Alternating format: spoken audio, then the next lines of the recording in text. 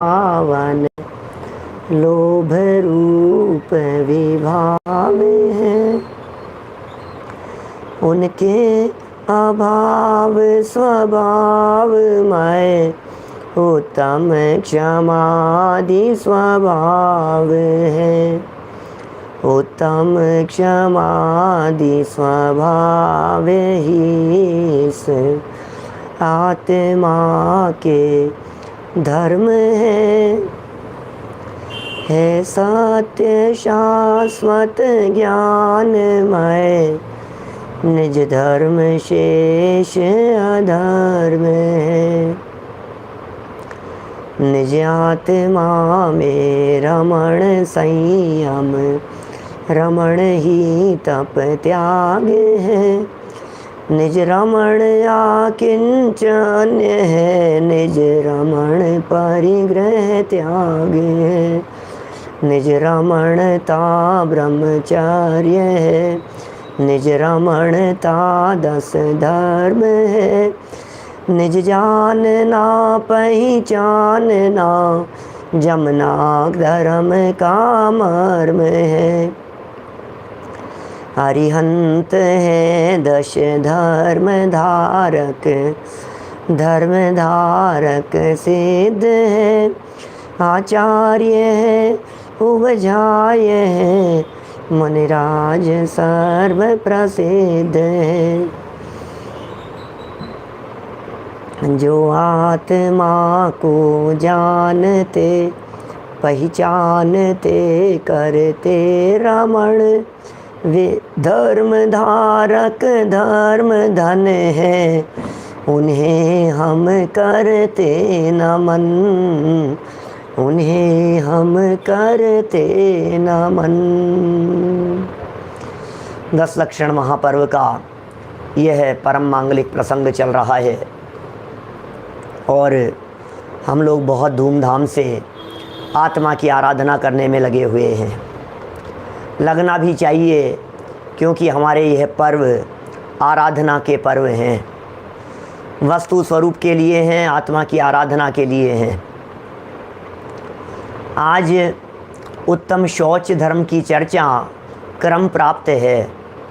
आज हमें आपके बीच में उत्तम शौच धर्म के संदर्भ में थोड़ी बहुत चर्चा करनी है। क्या होता है ये शौच, क्या होता है इसका स्वरूप।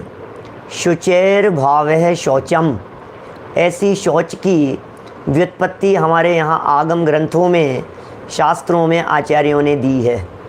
शुचेर भाव है, शुचिता अर्थात पवित्रता को शौच कहते हैं। क्या है पवित्रता, किसका नाम पवित्रता है, किसे पवित्रता कहें। जब कषायों के अभाव की दृष्टि से चर्चा चलती है तो यही कहा जाता है कि लोभ के अभाव का नाम उत्तम शौच धर्म है और लोभ की चर्चा की जाती है। हम भी करेंगे थोड़ी बहुत लोभ की चर्चा, क्योंकि क्रोध के अभाव का नाम क्षमा, मान के अभाव का नाम मार्दव, मायाचार के अभाव का नाम आर्जव और लोभ के अभाव का नाम उत्तम शौच धर्म है। तो हम भी चर्चा करने वाले हैं, थोड़ी बहुत लोभ के बारे में करेंगे। लेकिन शौच शब्द का अर्थ यदि किसी डिक्शनरी में देखा जाता है तो वहाँ तो सिर्फ यही अर्थ मिलता है कि शौच माने पवित्रता। अब यदि शौच का अर्थ पवित्रता है तो जिनवाणी में भी 2 तरह से पवित्रता की चर्चा की है। एक शारीरिक पवित्रता की चर्चा की है, एक आंतरिक पवित्रता की चर्चा की है। मैं शारीरिक पवित्रता के संदर्भ में भी थोड़ी बहुत चर्चा विकल्प आया तो कर लूँगा। और जब आंतरिक पवित्रता की चर्चा की जाती है तो उस आंतरिक पवित्रता को भी 2 रूपों में देखा जाता है। वो आंतरिक पवित्रता एक पर्याय में प्रकट होने वाली पवित्रता होती है और एक द्रव्य स्वभाव की पवित्रता होती है। क्या तो पर्याय में प्रकट होने वाली पवित्रता का नाम धर्म है और स्वभाव में मौजूद पवित्रता का नाम वस्तु स्वभाव धर्म है।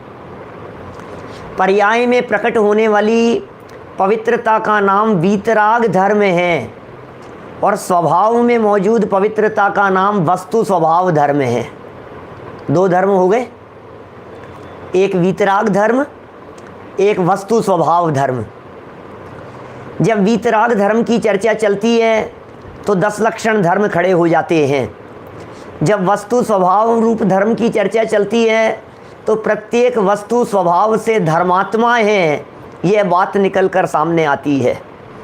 जो वस्तु स्वभाव रूप धर्म को जानते हैं उनके पर्याय में वीतरागता धर्म प्रकट हो जाता है। ये तो धर्म का वास्तविक स्वरूप है। ये 2 तरह से चर्चा हमें इस शौच धर्म के संदर्भ में करनी चाहिए। अब जब पर्याय रूप धर्म की चर्चा चलती है तो प्रश्न खड़ा होता है कि पर्याय में तो प्रकट होगा ना ये धर्म, पर्याय में तो पवित्रता प्रकट होगी ना, क्योंकि पर्याय तो त्रिकाल नहीं है कि हाँ भाई साहब। जब प्रकट होगा शब्द का प्रयोग किया जाता है तो उसमें एक बात निकल करके सामने आती है, इट मीन्स वर्तमान में नहीं है। क्या तेज भाई, धर्म करना है, धर्म करना है, इसका मतलब धर्म कर नहीं रहे हैं। सुखी होना है, इसका मतलब सुखी है नहीं। क्या ये सिद्ध होती है ना बात। तो यदि हमें धर्म करना है, ये प्रश्न हमारे दिमाग में खड़ा हुआ है, ये बात यदि हमारी दिलो दिमाग में उठती है कि हमें धर्म करना है, इसका मतलब हम धर्मात्मा नहीं है। यदि हमें शुद्धता प्रकट करनी है, इसका मतलब वर्तमान में अशुद्धता है। अब वो अशुद्धता किस चीज़ की है? तो जिनागम में उसे लोभ संबंधी अशुद्धता कह करके पुकारा गया है कि लोभ ये बहुत बड़ी अशुद्धता है, ये लोभ बहुत बड़ा विकार है, ये लोभ बहुत बड़ी विकृति है। और लोभ की चर्चा चले और डॉलर्स की बात नहीं आए, लोभ की चर्चा चले और पैसे की चर्चा नहीं आए, तो हमें लगता है कि कुछ लोभ की बात ही नहीं हुई। इसका मतलब हमारी दृष्टि में पूरी लोभ की चर्चा डॉलर, नोट, पैसे, करेंसी इन्हीं में सिमट करके रह गई है। माने जहाँ पैसे वैसे की चर्चा आ गई और खर्च नहीं किया तो बोले लोभी है, और खर्च कर दिया तो बोलता है निर्लोभी है। मैं ज़्यादा विस्तार नहीं करना चाहता हूँ, दादा ने खूब बातें लिखी है इसके संदर्भ में। किसी व्यक्ति के लिए खर्च कर दिए, सिनेमा दिखाने ले गए, खर्च कर दिए, और अपने ऊपर किसी ने खर्च किए तो वो निर्लोभी दिखाई देता है, और अपने को यदि खर्च करने पड़ गए तो हमें वो कंजूस दिखाई देता है। इसका मतलब हमारे कंजूसपन और निर्लोभीपन की चर्चा इस पैसे के आधार पर ही होती है। लेकिन बहुत सारे तर्क हैं, विगत वर्षों में आप लोगों ने सुने होंगे। कुछ नई चर्चा करने का मन था, कुछ पुरानी भी आएगी। माने उसी तरह के तर्क की भैया लोभ तो चारों गतियों में है ना। और दूसरे एंगल से बात करें तो लोभ की मुख्यता तो देव गति में है। क्या लोभ का बाहुल्य तो चारों गतियों में देव गति में कहा गया है। अब जरा कल्पना कीजिए, क्या माने हमें तो एक बात बतलाइए, यदि लोभ देव गति में है तो वहाँ पैसे का कितना व्यवहार है? पैसे का व्यवहार तो देव गति में है ही नहीं। इसका मतलब पैसे से लोभ का संबंध नहीं होना चाहिए। त्रियंच गति के जीवों में, नारकियों में कितना नोट, डॉलर और पैसे का व्यवहार होता होगा। ये बात अलग है कि पैसे, नोट आदि का व्यवहार ज़्यादा करने वाले और उसके चिपके रहने वाले नरक में मिलेंगे, क्योंकि बहुरंभ परिग्रहत्वम नारकस्य आयुष्य है। लेकिन वहाँ पहुँच करके तो कुछ भी नहीं है।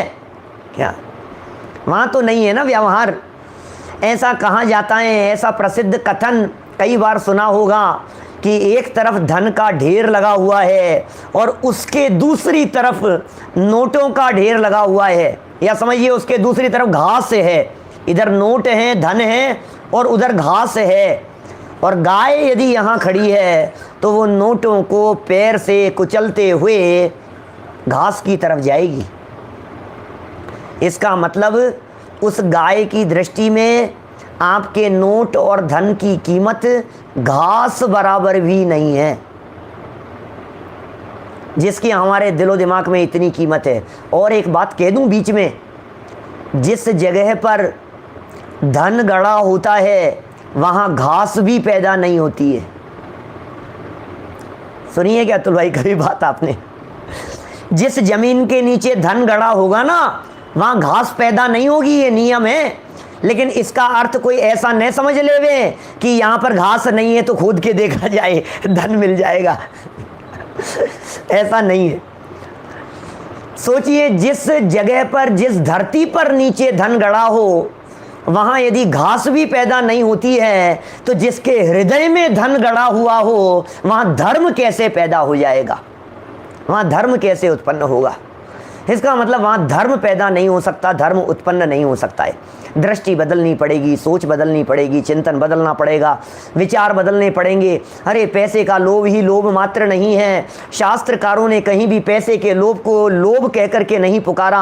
आचार्यों ने तो धन के लोभ के अतिरिक्त कई प्रकार के लोभ कहे हैं। जीवन का लोभ कहा है, भोगों का लोभ कहा है, जीवन का लोभ कहा है, इंद्रिय विषयों का लोभ कहा है, उपभोग का लोभ कहा है। आचार्य अकलंक देव ने, अमृत चंद्र स्वामी ने तत्वार्थ सार में, अकलंक देव स्वामी ने राजवार्तिक में इस तरह से लोभ की चर्चाएं की हैं।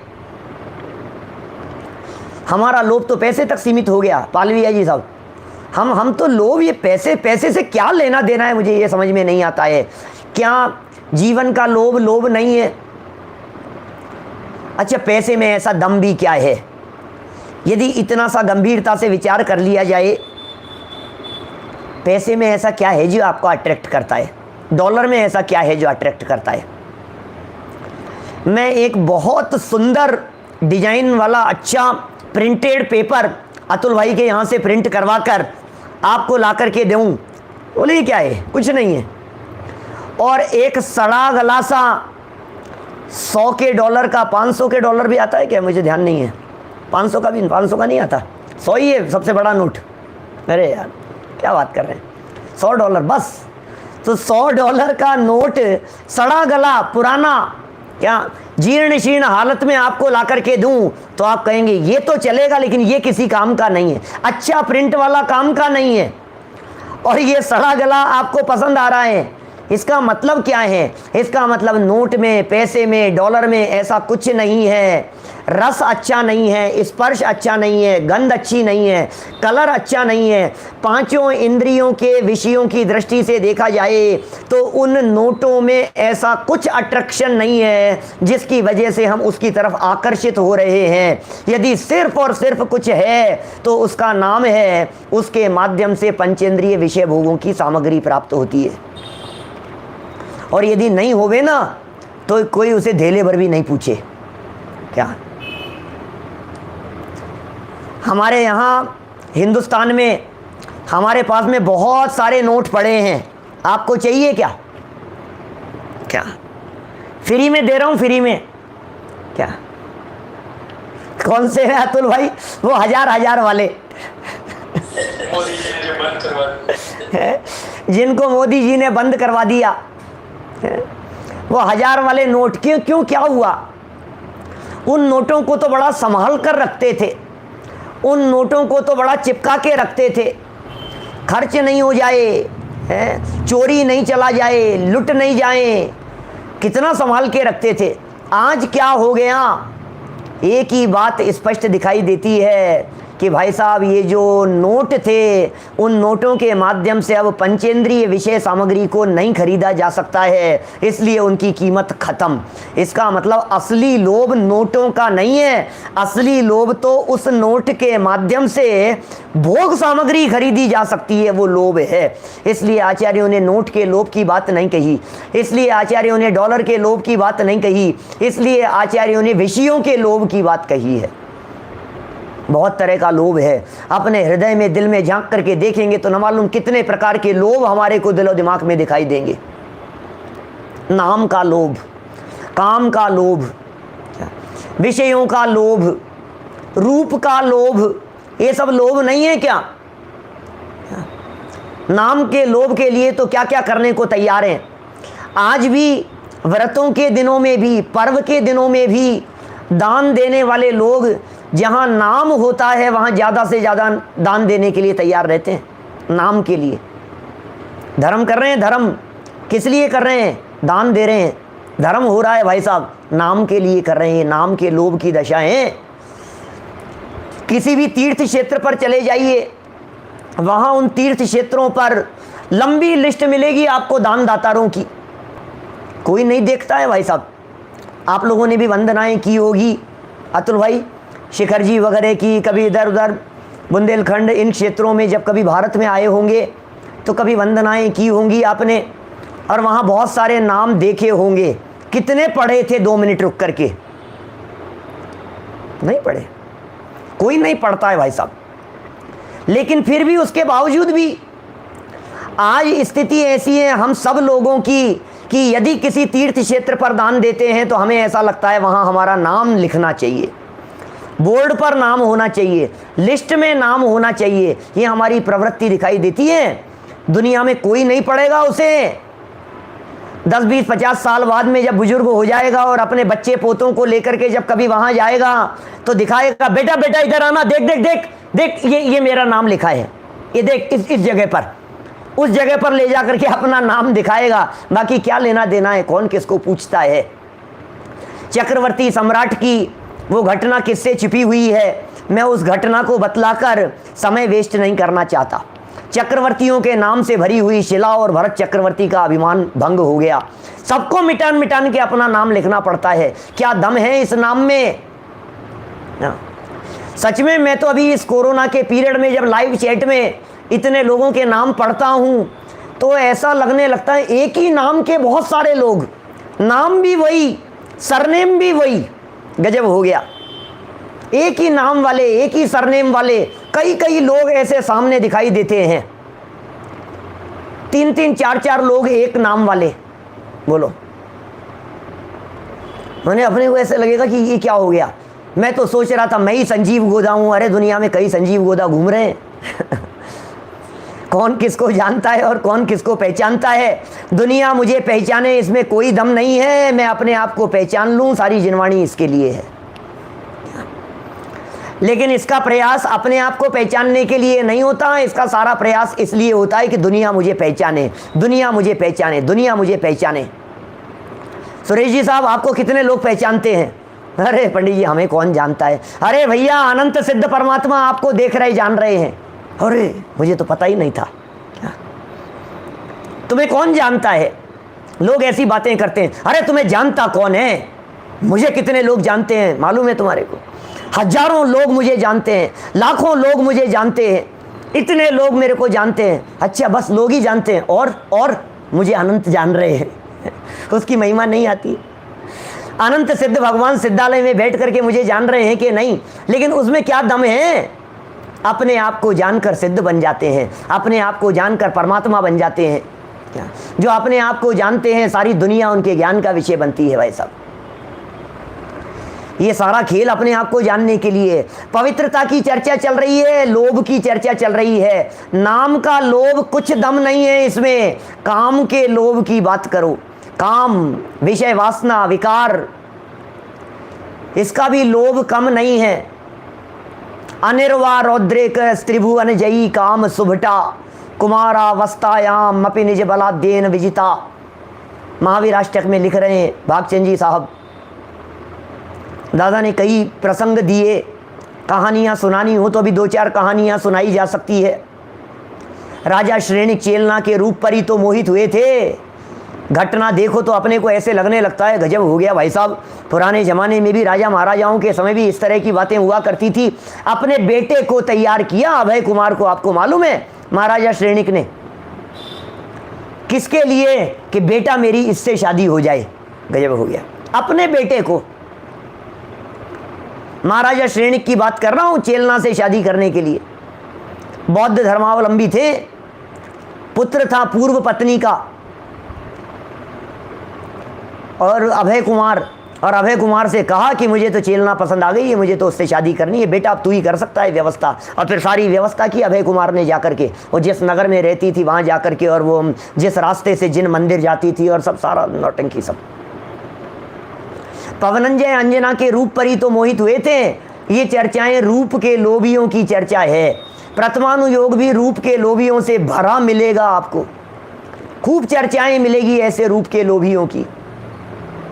ऐसी ऐसी घटनाएं। 22 साल तक शक्ल नहीं देखी बाद में पवनंजय ने आकर के अंजना की। 22 वर्ष तक शक्ल नहीं देखी, और शादी हुई थी कैसे, लव मैरिज थी क्या? पिताजी से बहुत आग्रह किया था, नहीं मैं तो इसी से शादी करूंगा, कुछ भी हो जाए मुझे तो वो पसंद आ गई है। फिर क्या हुआ, देखो आप होनहार किस तरह की होती है। इसी तरह से कुछ लोग इस तरह के होते हैं जो रूप के लोभी होते हैं। सुंदरता सुंदरता सुंदरता, दिन भर सुबह से शाम तक मेकअप, श्रृंगार, सजना संवरना, आईने के सामने से गुजरे तो 2 मिनट रुके नहीं तो ऐसा लगता है कि ये क्या हुआ, ये कौन है, ये रूप के लोभी हैं। लोभियों की कमी नहीं है, हृदय में झांक करके देखेंगे तो हमारा कितने कितने प्रकार का लोभ दिखाई देता है। और खाने पीने के लोभियों की तो बात ही अलग ही है, उसको तो अपन लोभ ही नहीं समझते हैं। घर में रोजाना खाने पीने के नाम पर तू मैं होती रहती है, झड़प होती रहती है, ये नहीं बनाया, ये नहीं बनाया, ये बना लेना चाहिए था, आज तो ऐसा था और ये कहा था। ये क्या चीज़ है, ये क्या ये भोजन के लोभियों की बात नहीं है, ये खाने पीने के लोभियों की बात नहीं है। हमें पकवान चाहिए, हमें ये चाहिए, हमें अच्छे से अच्छे मेवा मिष्ठान चाहिए। 56 दुकान, लो इंदौर की याद दिला रहे हैं मुझे लोग सामने बैठे हुए, क्या 56 दुकान हमारे यहाँ जयपुर में है, 20 दुकान, और यहाँ और इसकी कचौरी और उसका ये और उसकी लस्सी वाले की लस्सी याद आती है कोटा कचौरी, रावत कचौरी और न मालूम क्या क्या नाम आते हैं। यहाँ की नमकीन फेमस है, पहाड़िया के मक्खन बड़े, ऐसे ऐसे यहाँ के घेवर, अरे क्या है भाई साहब, ये सब लोभियों की दशाएं हैं। लेकिन दिल पर हाथ रख कर के सोचना, हमें इनमें कहाँ लोभ दिखाई देता है। इन लोभ को तो हम लोभ समझते ही नहीं हैं क्या। अब ये सब हमारे सामने लिखने वाले, कोई हल्दीराम लिख रहा है, कोई क्या लिख रहा है, सब फटाफट सब लाइव चैट में लिखने वाले लोग, छोड़ने योग्य है। ये सब विषयों का ही लोभ है। स्पर्शन इंद्रिय का लोभ, रसना इंद्रिय का लोभ, घ्राण इंद्रिय, चक्षु इंद्रिय, कर्ण इंद्रिय, और नहीं तो इससे ज़्यादा यदि मैं बढ़ करके एक बात कहूँ जिसकी चर्चा अकलंक देव स्वामी ने खुल करके की, बोले जीवन का लोभ, मरना नहीं चाहता, ये कितना बड़ा लोभ है। मैं मर नहीं जाऊं, मर जाता तो, ये जो घबराहट यदि हमारे दिलो दिमाग में होती है, ये जीवन का लोभ है भाई साहब। 10 ऑपरेशन करवाने के बावजूद भी क्या हम, अरे मर नहीं जाऊं, अभी ये भी बदलवा लो, अभी ये भी बदलवा लो। कई लोग तो ऐसे मिलते हैं जो जन्म के समय बॉडी थी ना वो पूरी की पूरी बदल गई, घुटने बदल गए, दांत बदल गए, आंखें बदल गई, हार्ट बदल गया, किडनी बदल गई, बाल बदल गए, सब कुछ बदल गए। ये सब बिल्कुल पूरा का पूरा चेंज हो गया सब। अरे भाई कब तक बदलता रहेगा इनको है? ये जीवन का लोभ, मर नहीं जाऊं, कोई मार नहीं देवे, मर जाऊंगा तो क्या होगा, जीवन पूरा नहीं हो जाए मेरा। भाई ये जिनवाणी ये कह रही है, समयों एक बढ़े नहीं घटसी, जो सुख दुख की पीड़ा रे। एक समय मात्र के लिए भी तुम्हारी आयु को कोई बढ़ाने में समर्थ नहीं है, और एक समय के लिए भी आयु को कोई घटाने में समर्थ नहीं है। ये जीवन मरण सब आयु कर्म के ऊपर निर्भर करता है, इसलिए ये जीता रहो। अरे ज्ञानी तो वे होते हैं जीने की हो न इच्छा, मरने की हो न वांछा, वे होते हैं ज्ञानी तो वे होते हैं लाखों वर्षों तक जीऊं या मृत्यु आज ही आ जावे, उन्हें कहते हैं ज्ञानी। तो लाखों वर्षों तक जीऊं क्या फर्क पड़ता है, मृत्यु आज ही आ जावे कि क्या फर्क पड़ता है। ऐसी निर्लोभी वृत्ति होनी चाहिए भाई साहब।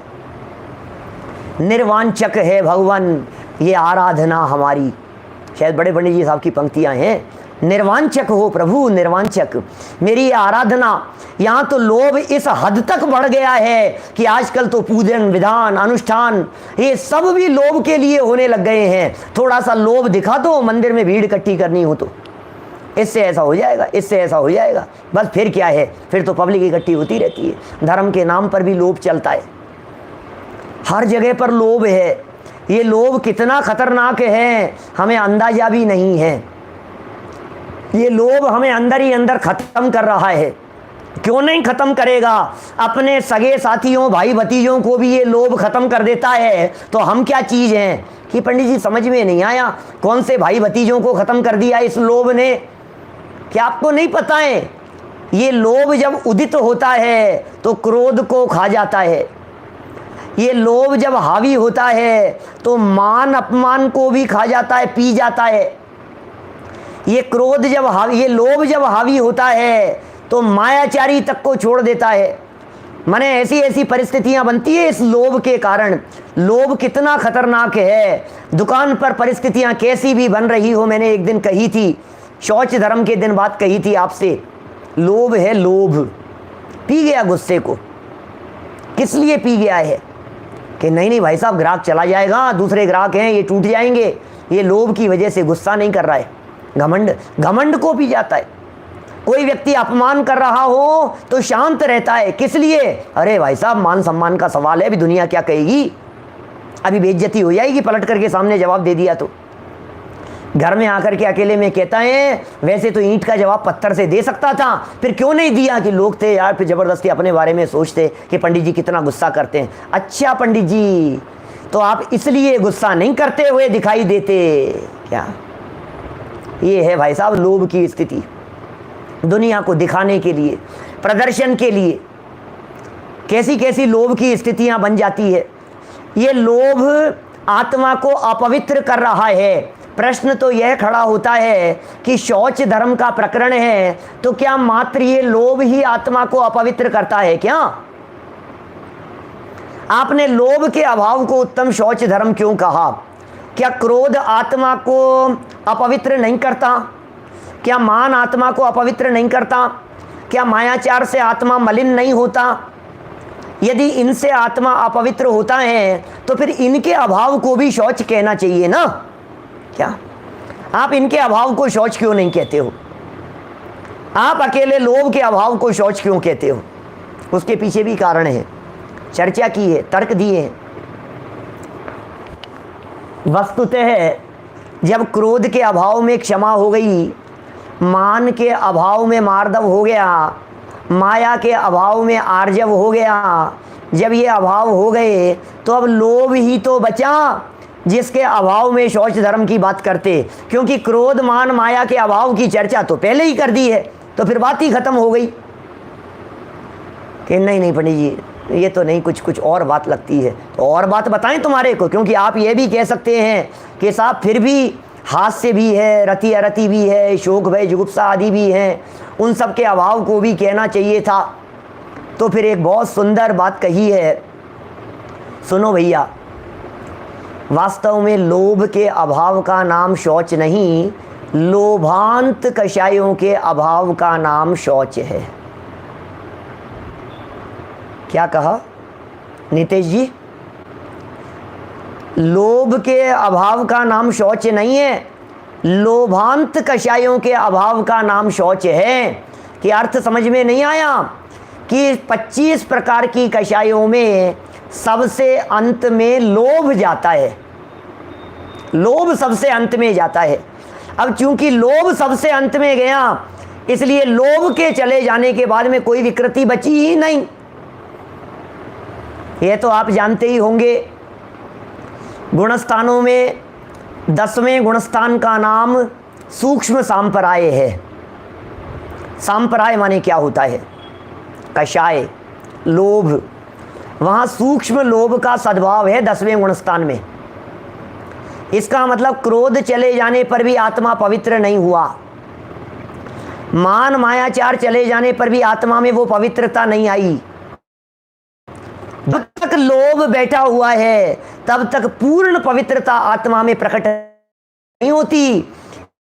पूर्ण पवित्रता की दृष्टि से लोभ के अभाव को ही शौच धर्म कहा गया है। ये बहुत बड़ा धर्म है भाई साहब। धर्म बड़ो संसार में, और क्यों नहीं हो बड़ा धर्म, इसकी जो विरोधी कषाय है वो भी तो बहुत बड़ी है। जिसके अभाव में प्रकट हो रहा है वो भी तो कम थोड़ी ना है। किस व्यक्ति ने किसको जीता है उसके आधार पर निर्णय होता है कि ये कितना बड़ा आदमी है। क्या आपको पता है हम भी वर्ल्ड चैंपियन हैं, भारत भी। किसमें? कि कबड्डी में, कि दुनिया में और कहीं खेला ही नहीं जाता है क्या? हमने भी टॉप किया था। एक सज्जन मिले और उन्हें पता लगा कि भाई आप गोल्ड मेडल हैं। अरे पंडित जी हम भी गोल्ड मेडल हैं। Very good. किस में? अच्छा वहाँ इस चीज़ में। वेरी गुड यार, बहुत अच्छी बात है। फिर बाद में दूसरे सज्जन और खड़े थे उनके बगल में कि ये तो बता दो कितने लोगों ने एग्ज़ाम दिया था, कि एग्ज़ाम तो मैंने अकेले नहीं दिया था और कोई था ही नहीं। तो कौन कितना पावरफुल है इस बात का निर्णय इससे होता है कि उसने किसको जीता है। ये शौच धर्म यदि बहुत बड़ा पावरफुल धर्म कहा गया है तो इसका निर्णय इस आधार पर होगा कि इस शौच नामक धर्म ने लोभ को जीता है। तो आप ये सिद्ध कीजिए कि लोभ बहुत बड़ा खतरनाक है, कि है ही खतरनाक।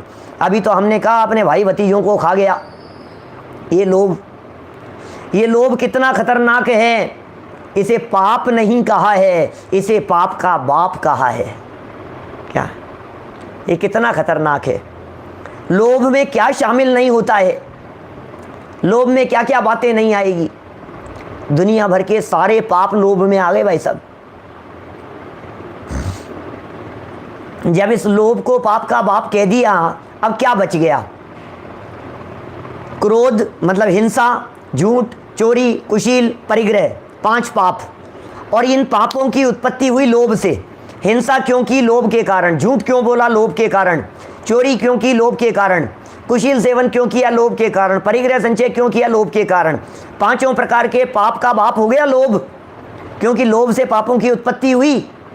अब एक महत्वपूर्ण बात, इन 5 पाप में क्या क्या नहीं आ गया। हिंसा, झूठ, चोरी, कुशील की चर्चा करो द्रव्य भाव रूप से तो बहुत बातें आ गई। और यदि परिग्रह की चर्चा करो तो 24 प्रकार के परिग्रहों में मिथ्यात्व वगैरह सब आ गए। क्या? तो सबका तो बाप हो गया ये।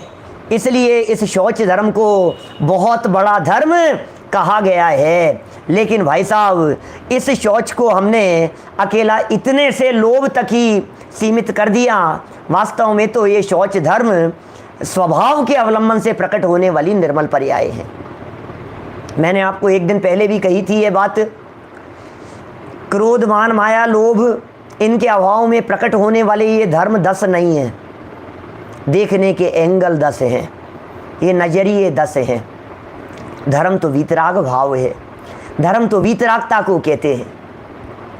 वीतराग भाव ही धर्म है। इसलिए वीतराग भाव को अंगीकार कीजिए भाई साहब। तो फिर शौच का क्या होगा कि जब उसी वीतरागता में लोभ का अभाव देखते हैं तो उसे शौच कह देते हैं। क्या? जब उसी वीतरागता में मान का अभाव देखते हैं तो मार्दव कह देते हैं। तो लोभ का अभाव देखा, इसका मतलब असली पवित्रता तो वीतरागता है। क्या?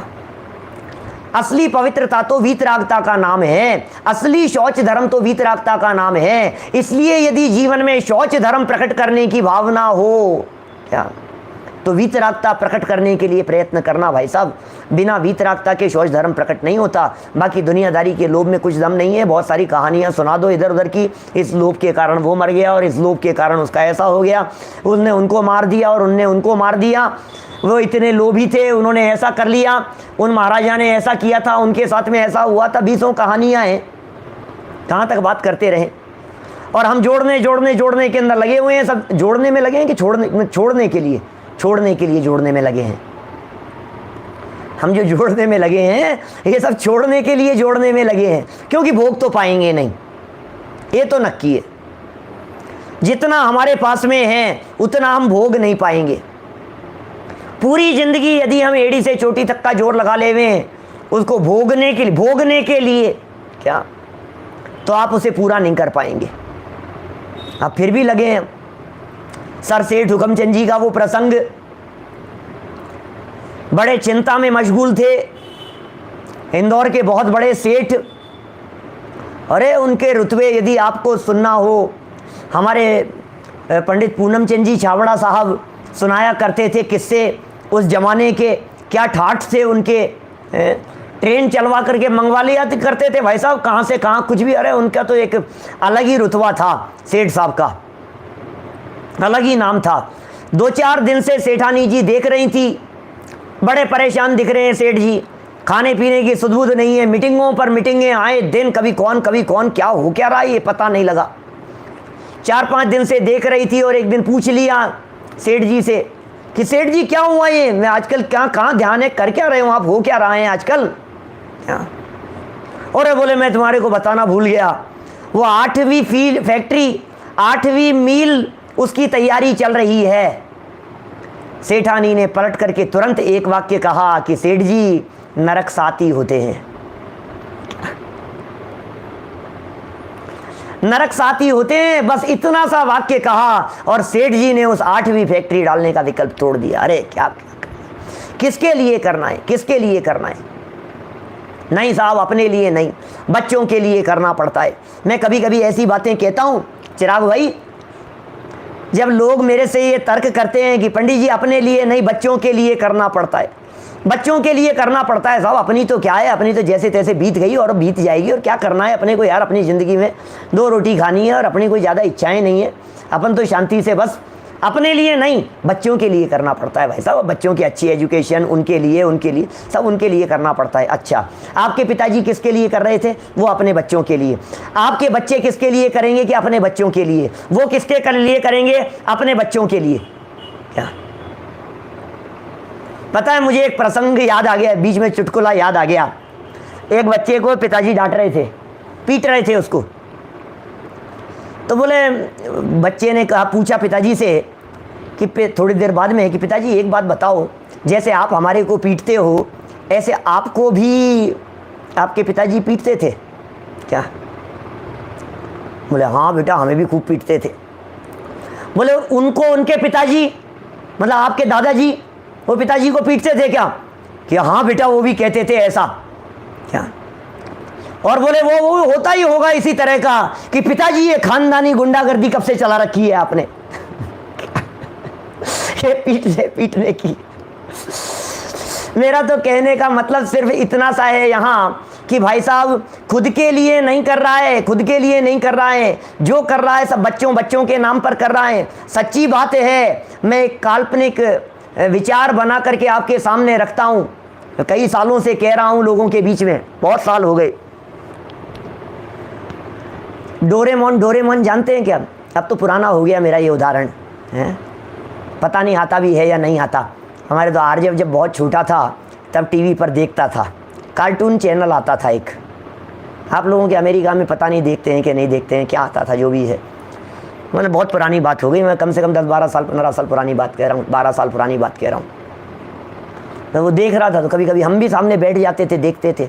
अरे बड़े गजब का आता था भाई साहब, उसके अंदर ऐसी बातें आती थी भाई साहब। अभी भी आता है, लोग सामने से लिख रहे हैं हमारे साधर्मी लोग, अभी भी आता है, अभी भी आता है। अरे साहब सुन लिया, अब सब लिखते ही जा रहे हैं। सुनो, तो उसमें ऐसे ऐसे दृश्य, कभी वो पता नहीं, मैं तो भूल गया सब नाम वाम तो उनके कैरेक्टर्स के, लेकिन वो कभी टाइम मशीन पर बैठा देते थे, कभी 25वीं सेंचुरी में ले जाते थे, कभी पीछे ले जाते थे, कभी ऐसा होता था, कभी उड़ने लग जाते थे, कभी सर के ऊपर इस तरह का कुछ मशीन बना ली और आसमान में ऐसे हवा में उड़ने लग गए। ऐसे ऐसे ऊटपटांग बातें, इस तरह की टेक्नोलॉजी की बातें। और अभी यदि मैं आपसे कुछ इस तरह की बात करूं भाई साहब कि मैं अभी यहाँ से, हमारे यहाँ आज डोसे बने नहीं थे, मैं तो वैसे उदाहरण दे रहा हूँ। और यदि आपका मन हो क्षितिज भाई, तो मैं यहाँ से आपके फ़ोन में डाल सकता हूँ और वो आपके पास में पहुँच जाएगा। अरे यार पंडित जी क्या मजाक कर रहे हो, ऐसे भी कोई होता है क्या? हंस रहे हैं ना अभी आप लोग, आपको हंसी आ रही है मेरी बात सुन करके, आपको लग रहा होगा कि यार पंडित जी ऐसा भी कोई होता है क्या? आप इधर से डोसे डालेंगे और उधर से निकल जाएंगे। अच्छा, आपको मैं ये कहना चाह रहा हूँ, इसी तरह की बात आज से 25 साल पहले, आज से 30 साल पहले एक व्यक्ति ने दूसरे व्यक्ति से कही होगी कि ऐसी टेक्नोलॉजी आ गई है, आप इधर से पेपर डालेंगे और उधर से निकल जाएगा। तो लोग हंसे नहीं होंगे उसके ऊपर? जब फैक्स मशीन आई थी तब की बात कर रहा हूं मैं क्या?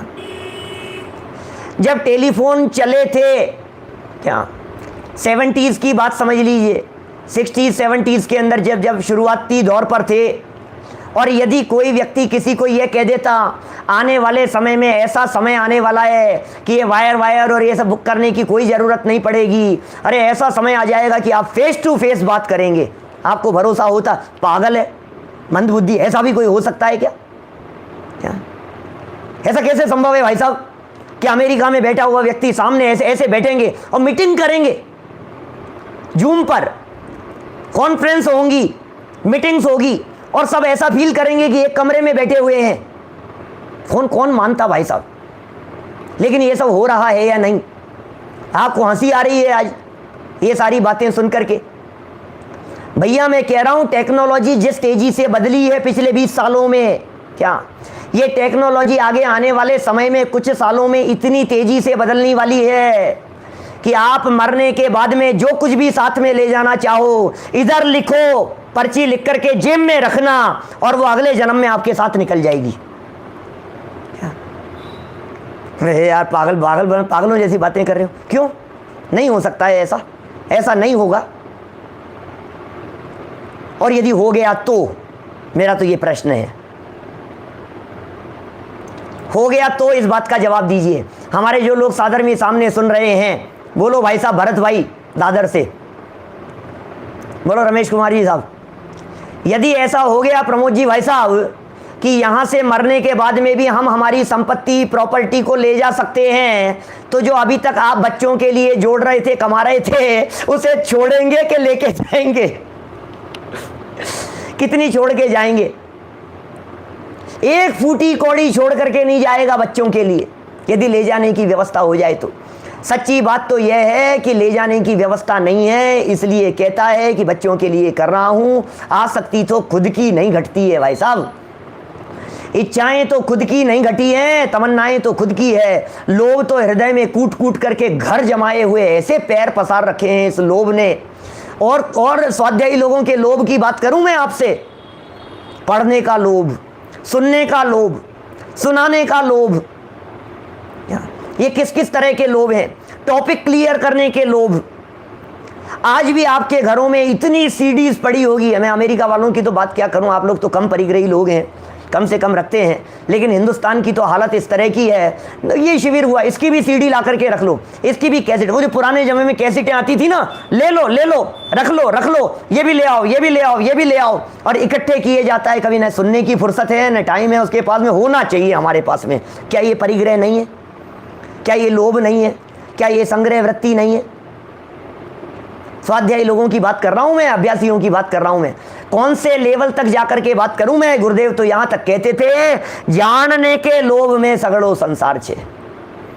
जानने के लोभ में भी सारा का सारा संसार जानने के लोभ में उलझा फंसा हुआ है। जानने का लोभ, मैं जान लूं, मुझे सबसे पहले पता लगना चाहिए। ये इतने टीवी पर न्यूज चैनल क्यों चल रहे हैं? सबसे पहले हमारी खबर,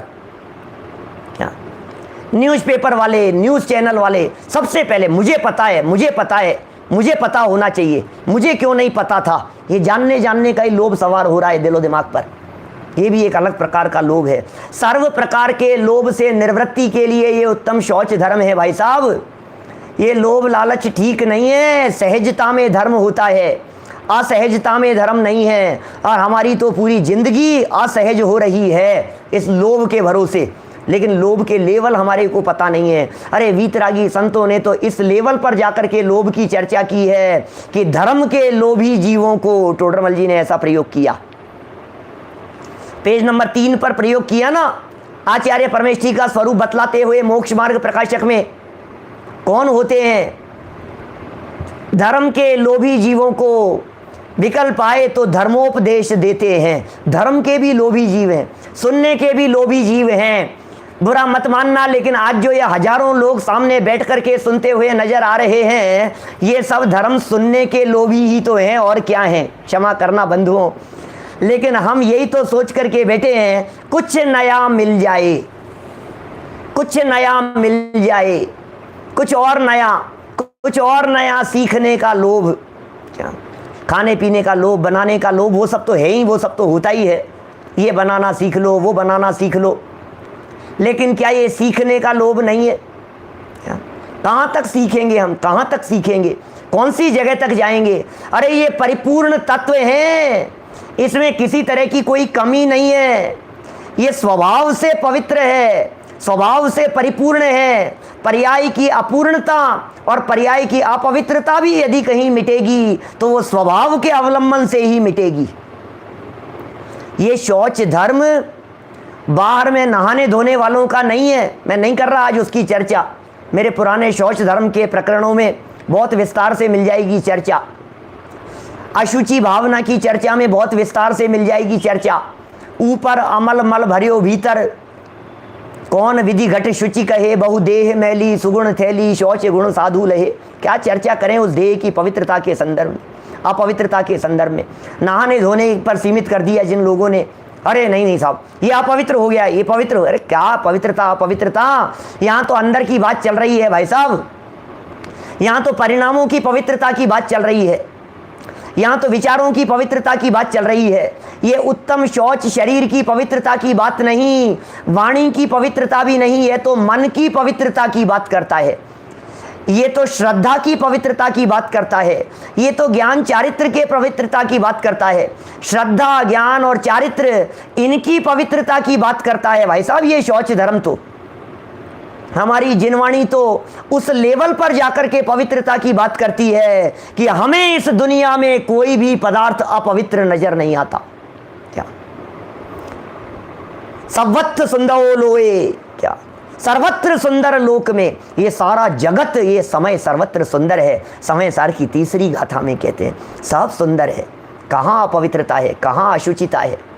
पुद्गल भी पवित्र दिखाई देता है, कहाँ है अपवित्रता, कहाँ है अशुद्धता, कहाँ है मलिनता, ये तो बतलाओ। ये पवित्रता तो प्रत्येक वस्तु के स्वभाव में कूट कूट करके भरी हुई है।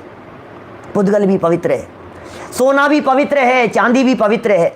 कि नहीं नहीं साहब मिलावट हो जाती है तब तो अपवित्रता हो जाती है ना, अरे मिलावट दिखती है, मिलावट तो हो सकती नहीं। क्या दिखती है हमें ये सब मिलावट, हमें दिख रहा है मिलावट हो गई साहब, अशुद्धता हो गई साहब, इतना खोट है, इतना खोट है। अरे खोट तेरी दृष्टि में है, वस्तु में खोट नहीं है, वस्तु में खोट नहीं होता, दृष्टि में खोट है। इसलिए पवित्र होने के लिए, पवित्रता के लिए हमें यदि मिटाना है, हमें यदि दूर करना है तो हमारे दिमाग की अपवित्रता को दूर करना है, दिमाग की अशुचिता को दूर करना है, श्रद्धा ज्ञान चारित्र की विकृति रूप अशुद्धता को दूर करना है। स्वभाव से तो शुद्ध है ही, उस स्वाभाविक शुद्धता का अवलंबन लेना है। स्वभाव तो पवित्र है ही, उस पवित्र स्वभाव पर दृष्टि डालनी है। ये है शौच, तब प्रकट होगा शौच धर्म। कितनी भी चर्चा कर लो आप लोभ लोभ की, कुछ नहीं होने वाला है। लोभ की चर्चा करने से शौच प्रकट नहीं होगा। कि नहीं नहीं साहब लोभ के अभाव की चर्चा से तो, अरे लोभ के अभाव की चर्चा से भी शौच धर्म प्रकट नहीं होगा। शौच धर्म प्रकट करने के लिए लोभ और लोभ के अभाव की चर्चा से ऊपर उठकर, स्वभाव की चर्चा से भी ऊपर उठकर आत्म स्वभाव का अवलंबन लेना पड़ेगा, तो शौच धर्म प्रकट होगा। ये स्वाभाविक शुद्धता की बात है, ये त्रैकालिक शुद्धता की बात है, ये वस्तु स्वभाव की शुद्धता की बात है। मैं तो शुद्ध ही था, मैं तो शुद्ध ही हूं, कर्म ने तो आज तक कभी मुझे छुआ ही नहीं है। हो सकता है ये बातें कभी सुनी नहीं हो। कुंद कुंदाचार्य देव चौथी गाथा में कह रहे हैं हमें मालूम है तुमने ये बातें कभी नहीं सुनी होगी, कर्म ने भी नहीं छुआ है, ये कैसा पवित्र है। अकृत्रिम वस्तु है भाई साहब, अकृत्रिम वस्तुएं पवित्र ही हुआ करती है। मेरा ये चैतन्य देव ये अकृत्रिम देव है, बाहर नहीं, अंदर का देव, बाहर का परमात्मा नहीं, अंदर का परमात्मा। अंदर के परमात्मा को देखो, ये भगवान बैठा हुआ दिखाई देगा आपको, अंदर में परमात्मा विराजमान है। अकृत्रिम चैत्यालयों में अकृत्रिम जिन बिंबों को देख करके अपना अकृत्रिम स्वभाव ख्याल में आना चाहिए। और अकृत्रिम वस्तुएं कभी अपवित्र नहीं होती है, वे पवित्र ही होती है। इसका मतलब मैं स्वभाव से परम पवित्र तत्व हूँ, और यदि मैं पवित्र तत्व हूँ तो फिर पवित्र होना है, इसका क्या मतलब रह गया है। होना होना कुछ नहीं है, स्वीकार करना है भाई साहब। क्या समझ में आ रही है क्या बात? होना होना कुछ नहीं है, स्वीकार करना है, स्वीकार, स्वीकृति करनी है, अपनी शुद्धता की स्वीकृति, अपनी पवित्रता की स्वीकृति, अपने आनंद की स्वीकृति। क्या वो स्वीकृति करनी है। यदि वो स्वीकृति होगी तो पवित्रता प्रकट हो जाएगी, बस। क्या बोलो, समझ में आ रही है क्या बात? समझ में आ रही है क्या? हमारे अमेरिका में जितने साधर्मी ये सब लोग बैठ करके सुन रहे हैं, आपके यहाँ तो बहुत शुद्धता है भाई साहब। आपके यहाँ तो हवा भी शुद्ध है, आपके यहाँ तो मिट्टी भी शुद्ध है। क्या आपके यहाँ तो घर में भी किसी तरह की मलिनता नहीं है, अशुद्धता नहीं है। तब तो शौच धर्म आपके यहाँ तो जल्दी हो जाएगा। नहीं होगा, अरे इससे नहीं होगा भाई।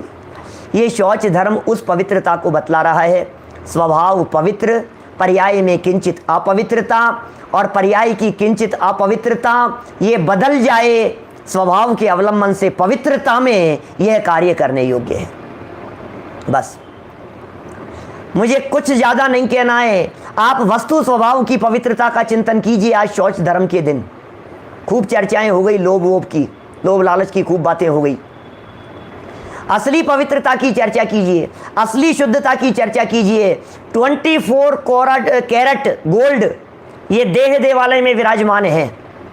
24 कैरेट बिल्कुल प्योर है, ये तत्व बिल्कुल प्योर है। और इतना प्योर मिल गया है भाई साहब हम लोगों को हमारे महाभाग्य से कि परद्रव्य की मिलावट नहीं, द्रव्य कर्म की मिलावट नहीं, भाव कर्म की मिलावट नहीं, अरे क्षणिक पर्यायों की भी जिसमें मिलावट नहीं है। ऐसा ध्रुव तत्व, परमानेंट रहने वाला वो तत्व, अनादि अनंत ज्ञायक प्रभु परमात्मा इस देह देवालय में विराजमान है। श्रद्धा का विषय है भाई साहब, श्रद्धा का विषय बनेगा तो जीवन निहाल हो जाएगा। बहुत सारे हमारे नए नए लोग वे तो ये बात सोच रहे होंगे कि अरे पंडित जी पता नहीं कौन सी शुद्धता की बात कर रहे हैं, पता नहीं पंडित जी क्या बात कर रहे हैं, ये कौन सी शुद्धता है। भैया ये जिनवाणी की बातें हैं, ये समझने में अपना उपयोग लगाओ। आज तक हमने अपने उपयोग की बर्बादी में ही समय लगाया है, अनंत काल बिता दिया उपयोग को बर्बाद कर करके।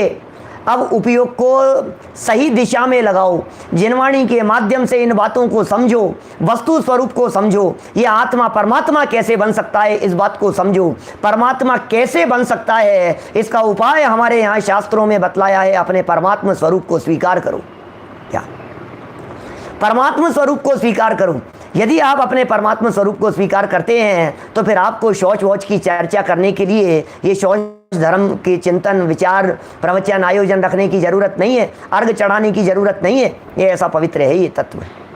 पवैया जी ने विधान के अंदर बहुत सारी चर्चाएं की थी, वो सारी चर्चाएं सुबह मैंने विधान के माध्यम से थोड़ी बहुत कही थी। आप लोग विचार चिंतन करते रहना। मैंने तो आज प्रवचन में थोड़े थोड़े से पॉइंट बस दिए हैं, कहने के लिए तो बहुत सारी बातें हैं, लेकिन कहने से काम नहीं होता है। ये तो विचार और चिंतन होना चाहिए। हम लोग श्रद्धा बदलें, अपना ज्ञान बदलें, अपना अभिप्राय बदलें, अपनी मान्यता बदलें, लेकिन स्वभाव तो बदलेगा नहीं, उसे बदलना भी नहीं है। बस स्वभाव का अवलंबन लेकर के इन सब चीज़ों को बदलें और परम पवित्र अवस्था को प्राप्त करें। इसी पवित्र भावना से मैं शौच धर्म की चर्चा को यहीं विराम देता हूँ। बहुत बढ़िया संजय जी, शाम को मिलते हैं 7:45 बजे जनवाणी। से।